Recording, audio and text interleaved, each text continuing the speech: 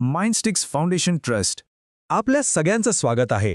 आज आपण कम्प्युटरमधल्या एका अशा भागाबद्दल बोलणार आहोत जो खरं तर सगळ्यात महत्त्वाचा आहे, पण ज्याच्याकडे आपलं फारसं लक्ष जात नाही.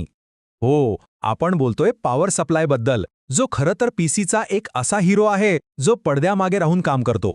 बरं, तर आज आपण काय काय पाहणार आहोत?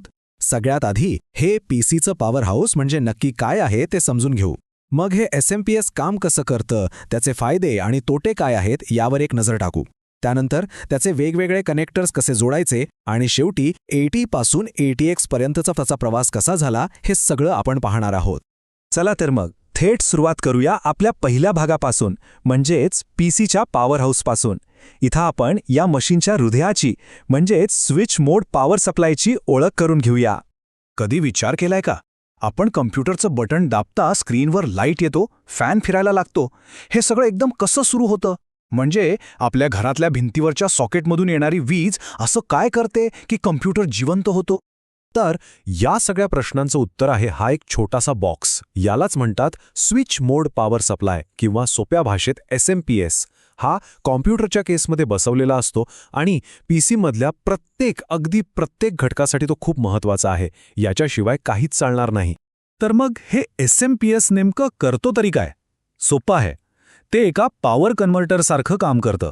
बघा, आपल्या घरातल्या सॉकेटमधून येते एसी म्हणजे ऑल्टरनेटिंग करंट. पण कॉम्प्युटरच्या आतले नाजूक भाग थेट ही वीज वापरू शकत नाहीत. त्यांना लागते स्थिर डीसी म्हणजे डायरेक्ट करंट. मग एसएमपीएस काय करतं? ते या एसी विजेला घेतो आणि तिला वेगवेगळ्या डीसी व्होल्टेजमध्ये बदलतो. जसं काही तो विजेसाठी एक ट्रान्सलेटर आहे, जो मदरबोर्ड, हार्ड ड्राईव्ह आणि बाकी सगळ्यांना समजेल अशा भाषेत वीज पुरवतो. ठीक आहे, मग आता जरा खोलात शिरूया आणि बघूया की हे वीज बदलण्याचं काम एसएमपीएस नक्की करतं कसं आणि त्यातून कोणते वेगवेगळे आउटपुट मिळतात. एसएमपीएसमधून ज्या तारा बाहेर येतात त्या रंगीबेरंगी असतात, पाहिले का? त्या प्रत्येक रंगाचा एक खास अर्थ आहे. हे एक प्रकारचं कलर कोडिंग आहे. उदाहरणार्थ, लाल रंगाची तार +5V वीज देते, जी मदरबोर्डसारख्या नाजूक भागांसाठी लागते. पिवळ्या रंगाची तार +12V वीज देते, जी हार्ड ड्राईव्ह, फॅन आणि ग्राफिक्स कार्डसारख्या जास्त पॉवर लागणाऱ्या भागांना लागते. यामुळे जोडणी करणं खूप सोपं होतं. बरं, एसएमपीएस चालू असताना जो एक बारीक आवाज येतो ना, तो आतल्या फॅनचा असतो. वीज बदलण्याच्या या प्रक्रियेत खूप उष्णता निर्माण होते आणि ही उष्णता जर बाहेर काढली नाही तर सगळं जळून जाईल. म्हणूनच हात एक 12 व्होल्ट डीसी फॅन असतो, जो गरम हवा बाहेर फेकतो आणि एसएमपीएसला थंड ठेवतो. हा फॅन खूप महत्त्वाचा आहे. आता प्रत्येक टेक्नॉलॉजीचे जसे फायदे असतात तसे काही तोटेही असतात. एसएमपीएस सुद्धा त्याला अपवाद नाही. चला तर मग आता यावरच एक नजर टाकूया. याच्या चांगल्या गोष्टी काय? तर एक म्हणजे याचा आकार लहान असतो आणि दुसरं म्हणजे हे खूप इफिशियंट आहे, म्हणजे वीज कमी वाया जाते. पण दुसरी बाजू अशी आहे की याची डिझाईन खूपच कॉम्प्लेक्स असते, त्यामुळे खराब झाल्यावर याला दुरुस्त करणं जवळपास अशक्यच असतं. आणि हो, याच्या आउटपुटमध्ये कधीकधी थोडा इलेक्ट्रॉनिक नॉईज असतो, जो काही विशिष्ट कामांसाठी चांगला नसतो.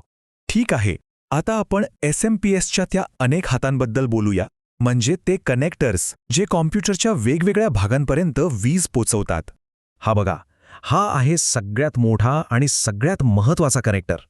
हा 24 पिनचा एटीएक्स कनेक्टर थेट मदरबोर्डला जोडला जातो, जो की कम्प्युटरचा मेंदू आहे. हा कनेक्टर मदरबोर्डला जिवंत राहण्यासाठी लागणारे सगळे व्होल्टेज पुरवतो. याच्याशिवाय प्रोसेसर, रॅम काहीही चालणार नाही. सगळं बंद. आता हा आहे सॅटा पॉवर कनेक्टर. आजच्या काळातल्या हार्ड ड्राईव्ह किंवा एसएसडीला वीज देण्यासाठी हाच वापरला जातो. याचं डिझाईन सपाट आणि अरुंद असल्यामुळे केसमध्ये केबल मॅनेजमेंट करणं सोपं जातं आणि हवा खेळती राहते. म्हणूनच आधुनिक स्टोरेजसाठी हा स्टँडर्ड बनला आहे. हा आहे 4 पिन मोलेक्स कनेक्टर. हा थोडा जुना आहे.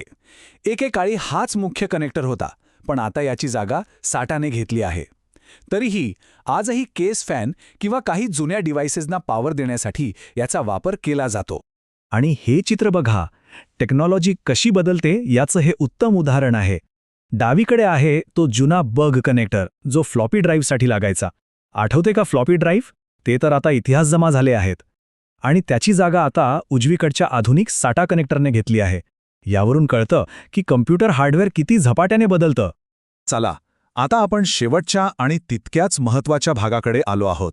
यात आपण पॉवर सप्लायच्या इतिहासातील एक मोठी क्रांती पाहणार आहोत. ती म्हणजे AT पासून ATX पर्यंतचा प्रवास. या दोघांमधला फरक खूप मोठा आहे. जुन्या AT पॉवर सप्लायमध्ये कॉम्प्युटर बंद करायला थेट पॉवर बटन दाबावं लागायचं, पण आधुनिक ATX मध्ये सॉफ्ट शटडाऊन फीचर आहे, ज्यामुळे आपण ऑपरेटिंग सिस्टममधून कॉम्प्युटर सुरक्षितपणे बंद करू शकतो. इतकंच नाही तर ATX प्रोसेसरसाठी आवश्यक 3.3 व्होल्ट आणि स्टँड बाय मोडसाठी 5 व्होल्ट वीज सुद्धा पुरवतो. यामुळेच आज आपण कॉम्प्युटरला स्लीप मोडवर ठेवू शकतो. तर मग आजच्या या चर्चेतून एक गोष्ट स्पष्ट झाली असेल की SMP हा फक्त एक साधा बॉक्स नाहीये, तर ती कॉम्प्युटरची जीवनरेखा आहे. ती प्रत्येक भागाला जिवंत ठेवते. मग पुढच्या वेळी जेव्हा कॉम्प्युटरचं बटन दाबाल तेव्हा या पडद्यामागच्या खऱ्या हिरोची आठवण नक्की येईल. विचार करण्यासारखी गोष्ट आहे. याच्याशिवाय आजचा आपला डिजिटल अनुभव शक्य झाला असतं का?